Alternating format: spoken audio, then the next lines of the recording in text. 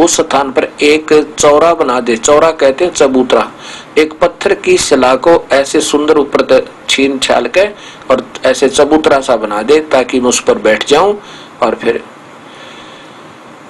प्रभु का गुण गाऊं। वो स्वयं प्रभु थे, अपनी लीला करने के लिए कहा कि मैं फिर भगवान को याद करूंगा और फिर वही मंदिर ना टूटे। भगवान का मंदिर रोज टूटे, कितनी बार टूटा, और वो स्वयं परमात्मा भी अपना रोल ऐसे करते हैं कि मैं यहाँ बैठकर भगवान चिंतन करूंगा और ये मंदिर रुक जाएगा। ये परमात्मा अपना भेद नहीं देते कि मैं प्रभु हूँ। गुरु नानक देव जी ने कहा था कि भाई सूरत मुलुक की वेश, ए ठगवाड़ा ठगी देश, खरा सियाणा बहुते बार, ये धानक रूप रहा करतार। ये किसी को बताता नहीं, ये बड़ा सियाणा है, ये सबको, ये ठगवाड़ा ठगी देश, ये नहीं बताता कि मैं वास्तव प्रभु हूं। अपने यहाँ शो नहीं होने देता, यहाँ प्रत्यक्ष नहीं होता। अब ऐसा ही किया गया, एक चबूतरा बनवा दिया और उधर से मंदिर बनवाना शुरू कर दिया। मंदिर बनकर तैयार हो गया, उसमें कुछ कमी रहती थी, 10-5 दिन की, 20 दिन की, 1 महीने की। अब महीने 20 दिन की जब कमी रही तो उस समय एक नाथ परंपरा के सिद्ध पुरुष आ गए, नाथ जी, और उसके बारे में पता था कि ये बड़े सिद्ध पुरुष हैं। उनको गोरखनाथ भी, क्योंकि ये गोरखनाथ जी जब चाहे प्रकट हो सकते हैं, क्योंकि ये चौथी मुक्ति प्राप्त है। जिसको चौथी मुक्ति अर्थात सिद्धियां आ जाती हैं, उनकी आयु कुछ लंबी होती है और वो जब चाहे अपने शरीर को सूक्ष्म करने, जब चाहे वो सथूल दिखा दें, ऐसी इनमें कृपा, इनके अंदर एक शक्ति होती है।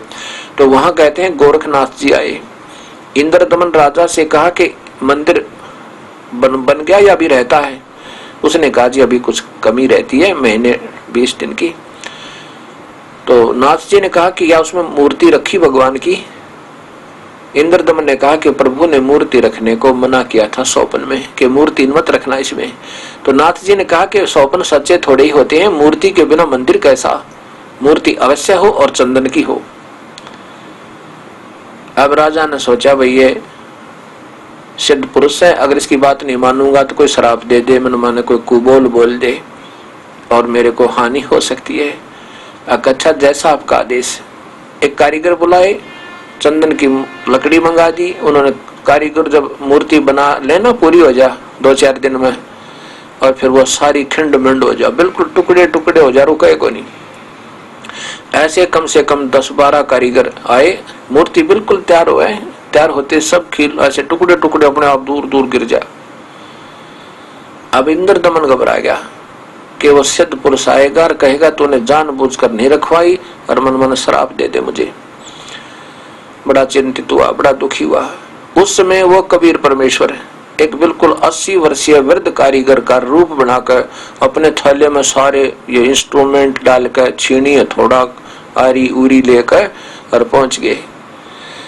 कहने लगे राजन मैं बहुत एक्सपीरियंस होल्डर हूँ, बहुत पुराना कारीगर हूँ और मुझे बहुत तजुर्बा है, वो मूर्ति मैं बना दूंगा, पर एक शर्त होगी, एक कमरे में बैठकर बनाऊंगा। जब तक मैं मूर्ति बनाकर अपने आप दरवाजा नहीं खोलूं तब तक कोई मत इस दरवाजे को मत छेड़ना। यदि तुम दरवाजा खोल दोगे, जबरदस्ती कोई खोल देगा तो ये जहां तक बनी होगी वहीं तक रह जाएगी, पर टुकड़े टुकड़े नहीं होगी। अब ऐसा ही कर दिया गया।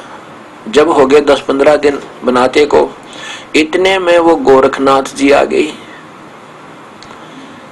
आकर के राजा से पूछा क्या मूर्ति बनवाई तूने?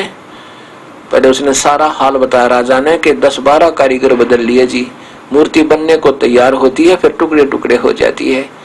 मैं बहुत चिंतित हो गया था। अब एक कारीगर और आया हुआ है, देखो वो कैसे बनती है, आप भी अपने सामने देख लेना ऋषि जी, महात्मा जी, कि वो मूर्ति बन नहीं पा रही है। अभी इस महाराज जी ने महात्मा कारीगर बना रहा है, उसने कहा कि कुछ दिन इसको खोलना नहीं है जब तक मैं स्वयं ना कहूं।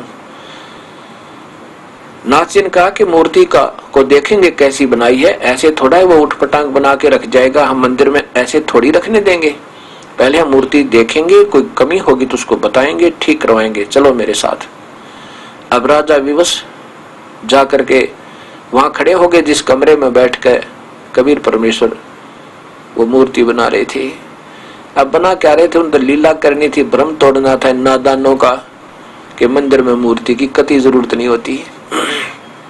पर ये हठ धर्मी अधूरे ज्ञानी ये अपने हिसाब से चलते हैं, प्रभु के विरुद्ध चलते हैं। गोरखनाथ जी ने आवाज लगाई, कारीगर दरवाजा खोलो।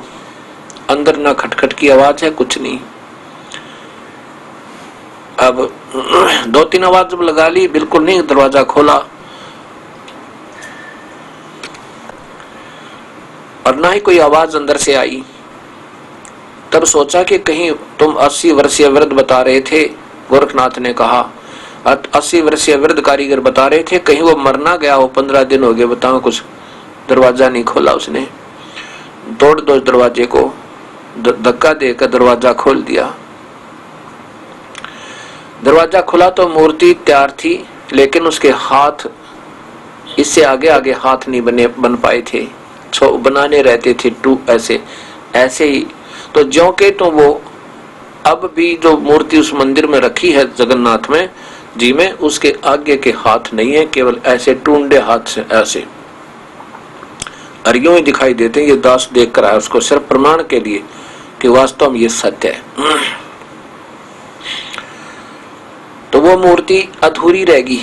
आज भी ज्यों की त्यों है, किसी की हिम्मत नहीं बनी उसमें एक छीनी लगाकर उसके हाथ बना दे, वो सारी टूट जाएगी, टुकड़े टुकड़े हो जाएगी, ये बन नहीं सकती। उस कबीर परमात्मा की कृपा से उसने ये दिखाना चाहा था कि मूर्ति से भगवान नहीं मिलता और मूर्ति की पूजा नहीं करनी चाहिए। सभी मंदिरों में अगर किसी मूर्ति का कान भी थोड़ा बहुत टूट जाए ना, थोड़ा सा भी खरोंच आ जाए या कोई उंगली टूट जाए या किधर खरोंच आ जाए, उसको मंदिर में ना रखें, अब शकुन हो गया, ये नहीं रखनी चाहिए हैं। और वहां बिल्कुल टुंडे हाथ भगवान के, वो क्यों रख दी, वहां अब शकुन कहाँ गए।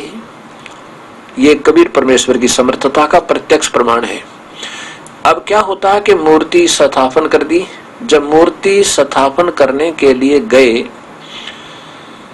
मूर्ति स्थापन कर दी, फिर हुई तैयारी उसमें पूजा की।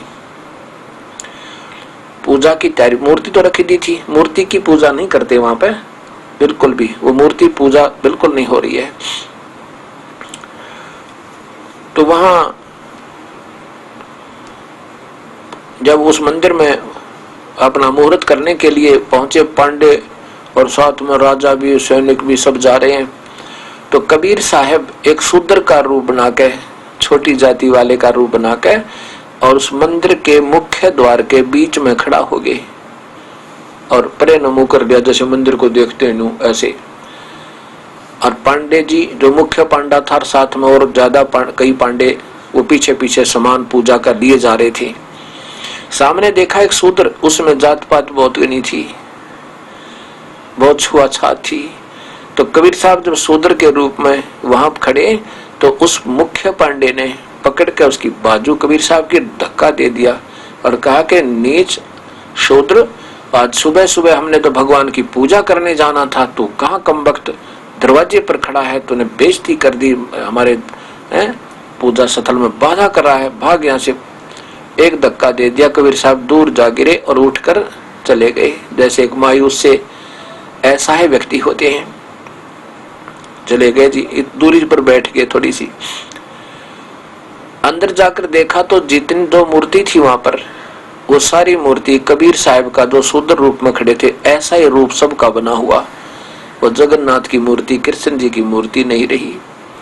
आप सब पंडे कूदे, ये क्या हो गया, तो उसी शूद्र की मूर्ति का रूप बन गया, ये तो अपवित्र होगी।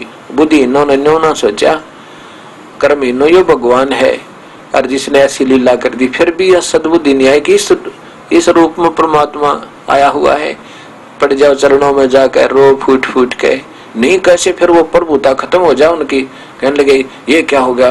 वो थोड़ी देर में परमात्मा ने अपनी लीला वापस कर ली, वजहों की तो मूर्ति रह गई। फिर उन मूर्तियों को गंगा जल से साफ करा, फिर खूब साफ करा, 3-4 बार धोई और फिर वह पूजा की।